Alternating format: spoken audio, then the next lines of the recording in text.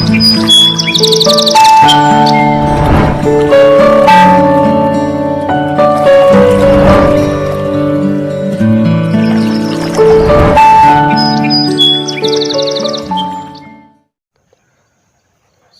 संप्रदाय के प्रवर्तक समर्थ सतगुरु श्री जगजीवन साहब के चरणों में कोटि कोटि बंदगी करते हुए मैं आप सभी भक्तों को सादर बंदगी करता हूं। एवं आज मैं साहब की तृतीय लीला का वर्णन करना चाहता हूं। उसमें जो भी गलतियां हो क्षमा करना। द्वितीय लीला में जैसा कि आप देख चुके हैं कि शंकर जी इनको 6 महीने में ही पूरे ब्रह्मांड का भ्रमण कराया और उनके मस्तक पर स्वर्णिम तिलक लगाया। उसके बाद में जब साहब 2 वर्ष के होते हैं तो इनकी तृतीय लीला शुरू होती है। 2 वर्ष के जब होते हैं तो अपने आप ही सत्यनाम सत्य ऐसा बोलना शुरू कर देते हैं।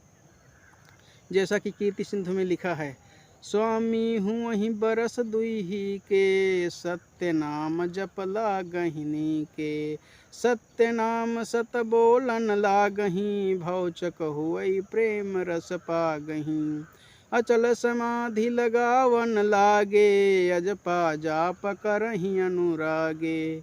अर्थात साहब जब 2 वर्ष के होते हैं तो सत्य नाम सत्य ऐसा बोलते हैं और इसको सुन करके घर के लोग एवं गांव के सभी लोग आश्चर्यचकित होते हैं, क्योंकि 2 वर्ष में कोई भी बालक सही रूप से शुद्ध रूप से बोल नहीं पाता है। लेकिन साहब की लीला है, साहब तो अवतारी हैं और पूरे ब्रह्मांड के रचयिता हैं। वे जो चाहे वैसा कर सकते हैं और सत्य नाम सत्य बोलते हैं, अजपा जाप करते हैं और समाधि लगाने लगते हैं। समाधि लगाना सबके बस की बात नहीं है। जो सिद्ध योगी संत होते हैं वही समाधि लगाते हैं, लेकिन साहब 2 वर्ष के ही हुए तभी से समाधि लगाना शुरू कर दिया। उसी समय एक विचित्र घटना होती है। साहब की माता जी ने एक बालिका को जन्म दिया जो साहब की छोटी बहन थी। उसके जन्म के बाद में उस समय समाज में अनेक प्रकार की कुरीतियाँ व्याप्त थी। उस समय के लोग बालिका के जन्म लेने के बाद उसे मार देते थे, लेकिन साहब को देखिए उन्होंने इस कुप्रथा का विरोध किया और वे अपनी माता के पास गए और कहा कि घर के लोग एवं गांव के लोग मेरी बहन को क्यों मारना चाहते हैं। तो माता जी ने कहा कि अपने पिता से जाकर पूछिए।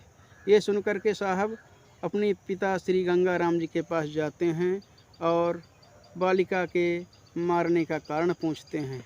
तो साहब के पिता श्री गंगाराम जी कहते हैं कि आप नहीं समझोगे, आप अभी बच्चे हो। तो साहब हठ करते हैं कि हमको बताने की कृपा की जाए। तो साहब श्री गंगाराम जी समर्थ सतगुरु श्री जगजीवन साहब से कहते हैं कि बालिका जब बड़ी होती है तो उसके विवाह के लिए बहुत से धन की आवश्यकता होती है।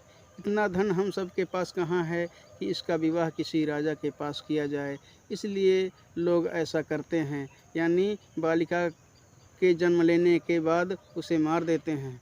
तो साहब ने कहा आप ऐसा मत कीजिए, ये सबसे बड़ा अधर्म है और मारने से अच्छा है कि ये जीवित रहेगी, बिना ब्याही भले ही रहे लेकिन जीवित तो रहेगी ही। तो पिता श्री गंगाराम जी कहते हैं इससे हम सब की बड़ी बदनामी होगी। तो साहब ने कहा आप ऐसा मत करना और अब आप ऐसा करोगे तो हम इस घर में नहीं रहेंगे। ऐसा कह कर के साहब चले जाते हैं।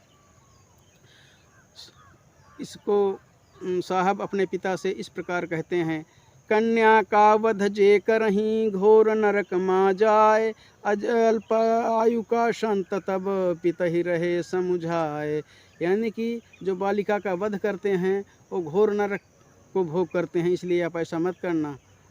ऐसा कह करके साहब जब चले जाते हैं तो साहब श्री गंगाराम यह बात अपने गांव में एक बुजुर्ग व्यक्ति को बताते हैं। तो वृद्ध ठाकुर कहते हैं कि ये बालक है, अभी बच्चा है, अभी नहीं समझेगा, लाइए हम इस बालिका को मार देते हैं। और वे माता कमला की गोद से बालिका को उठा लेते हैं और मारने का जैसे ही प्रयत्न करते हैं तो उनके शरीर में जलन होने लगती है, जैसे लगता है कि वे किसी भयंकर आग की चपेट में हैं और वे चिल्लाने लगते हैं तथा बालिका को माता कमला की गोद में पुनः रख देते हैं। ठाकुर बिलख बिलख चिल्लाना, क्षमा करहु हे कृपा निधाना। ठाकुर कहता है कि मैंने जो कर्म किया है उससे मेरा शरीर जल रहा है, मेरा शरीर ऐसे लग रहा कि मेरे प्राण निकल जाएंगे, तो इसको आप किसी प्रकार से मेरे शरीर की जलन को शांत कीजिए, नहीं तो मेरे प्राण जाने ही वाले हैं। उसकी इस दशा को देख करके पूरे गांव के लोग आश्चर्यचकित होते हैं। तो साहब के पिता श्री गंगाराम समर्थ सतगुरु श्री जगजीवन साहब से कहते हैं कि कृपा करके आप इसको बचा लीजिए। तो साहब कहते हैं इसने जो पाप किया है उसी का ये परिणाम है, इसको तो ये भोगेगा ही, लेकिन अब इसके लिए एक उपाय है, इसको जाइए और अभरण में स्नान कराइए, तभी इसके शरीर की जलन शांत होगी। अभरण जाई करहु स्नाना, सत्य नाम मन लावहु ध्याना। अर्थात आप अभरण में स्नान करिए और सत्य नाम का ध्यान करिए, तभी आपके शरीर की जलन शांत होगी। ऐसा करके साहब उसको आदेश देते हैं, तो वह वृद्ध ठाकुर दौड़ते हुए जाता है और अभरण कुंड में स्नान करने लगता है, तो उसके शरीर की जलन शांति होती है और वो पुनः ठीक हो जाता है। तो कीर्ति सिंधु में श्री प्रेमदास जी लिखते हैं, ताप हरहि संसार करु आवहि धरि हरि देह, सत्य नाम ही सत्य है करहु सत्य महनेह।